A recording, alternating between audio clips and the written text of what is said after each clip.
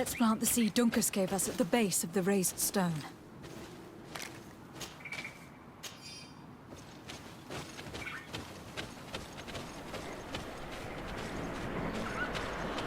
Look, the plant seems to be growing extremely fast.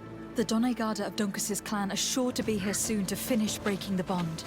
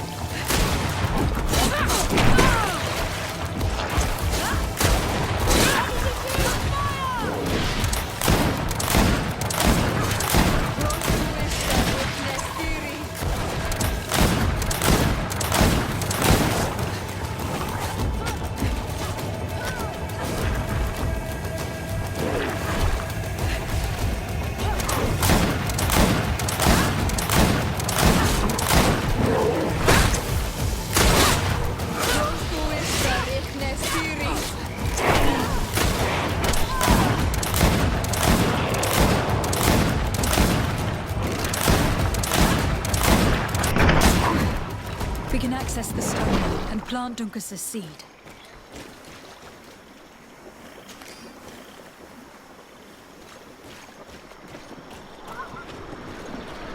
Look, the plant seems to be growing extremely fast. The Doneigada of Dunkus's clan are sure to be here soon to finish breaking the bond.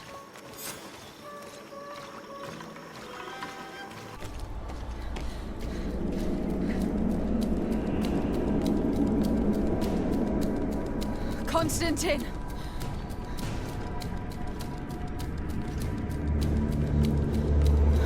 Restrain her!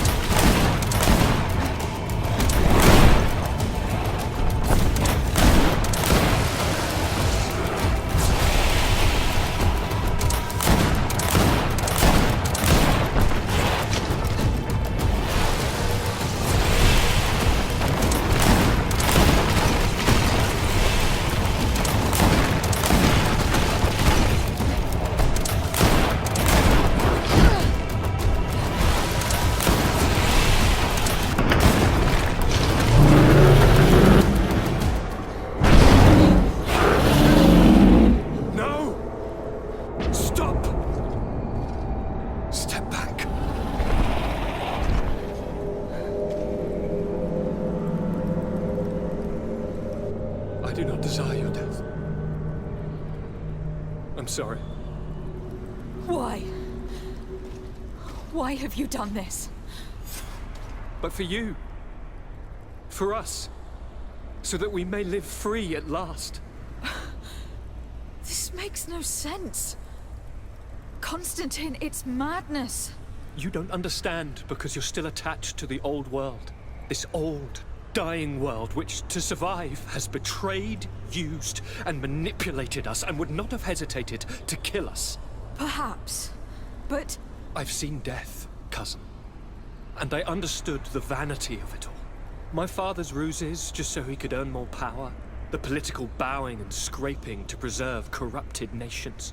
I have been offered unrivaled power, allowing me to get rid of this. To send the old world back to its inevitable death and to build something new here. Something unique. And this new world is my gift to you. You and I could be its new gods, the immortal and benevolent monarchs.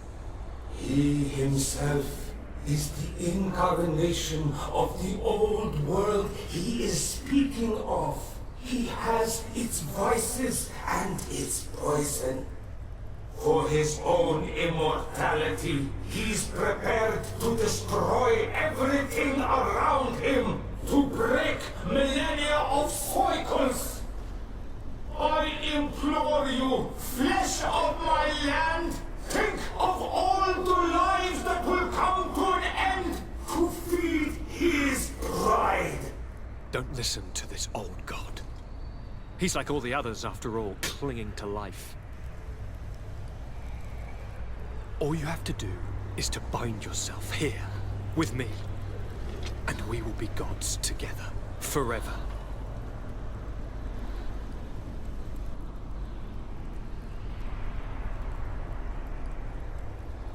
Come.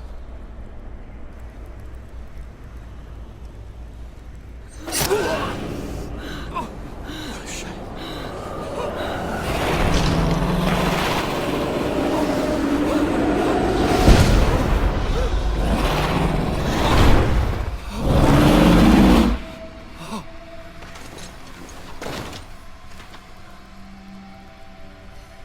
good night, sweet prince.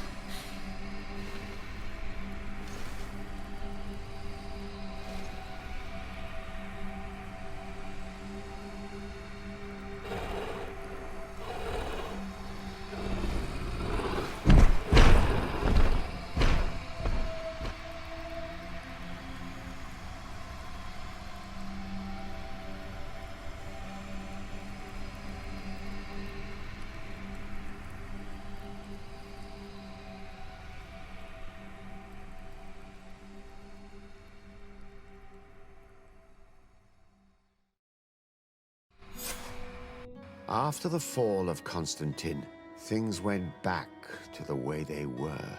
The settlers kept flowing in, and the influence of the old nations on the island increased. It relegated the natives to small enclaves around their villages.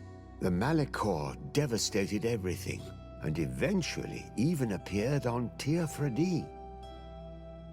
Those who bravely fought at Dor had Gennadu were celebrated everywhere.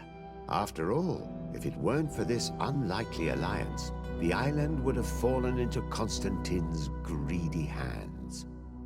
Siora obtained the title of Marl of the Red Spears alongside her twin.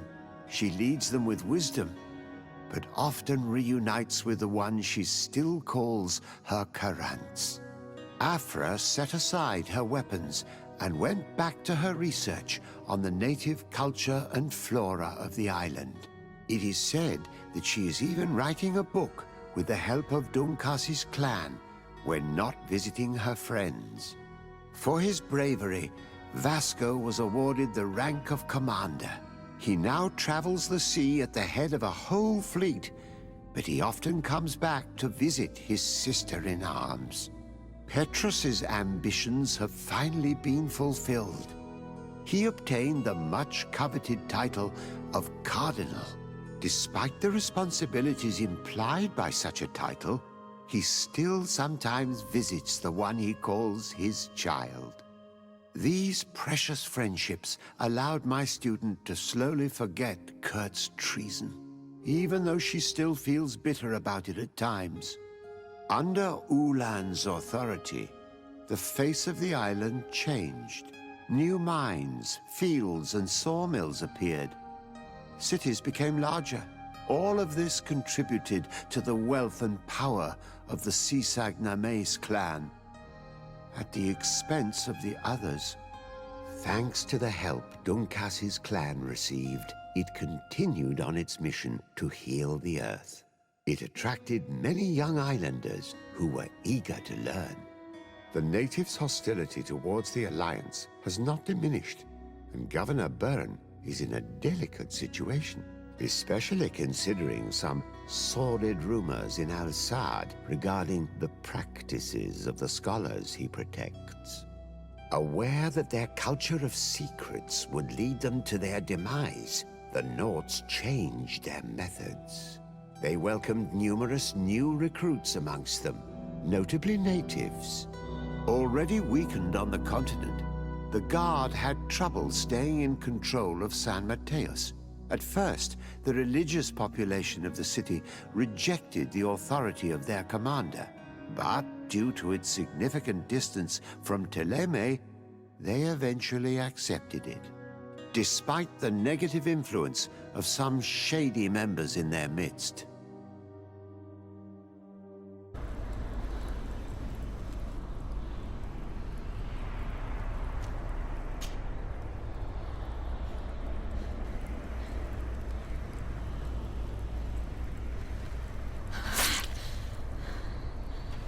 Come. Trust me.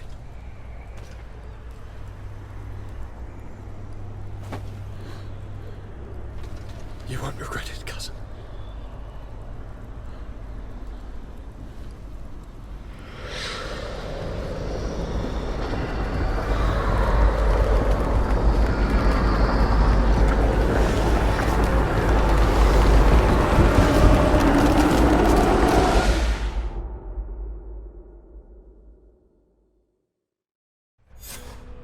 Who could have predicted, when my two young students left the port of Serene, that they'd become the gods of Teofredi, thus plunging the world into chaos? Certainly not me. So it seems that I am a poor teacher. Amongst those who had tried to prevent the ritual from taking place, only a handful of dazed survivors remained, helplessly facing hordes of creatures following the orders of the two cousins. Afra and Petrus, former rivals, fell together. They couldn't accept this treason from the one they believed in. As for Vasco, he managed to run away and join the Nort fleet. Rumor has it that he went to their island, his heart full of bitterness, and never left it again. Siora had done well to go back to her sister, who tried to lead a rebellion for a while, but just like the rest of the clans, she eventually acknowledged the power of their new gods. Exiled from the island, all our nations sunk into a state of constant warfare, each accusing the others of being responsible for their terrible defeat. The congregation is now on the verge of falling, and I have no doubt that the others will follow. The lives which haven't been taken by war will be taken by the Malicor. On Teofredi, the Norts report that nature has reclaimed its rights in the cities. After a period of chaos that saw the death of many rebel islanders, the survivors reportedly all ended up acknowledging the power of the two cousins. But sadly, this is nothing but hearsay, since the news we receive is scarce and getting even more so.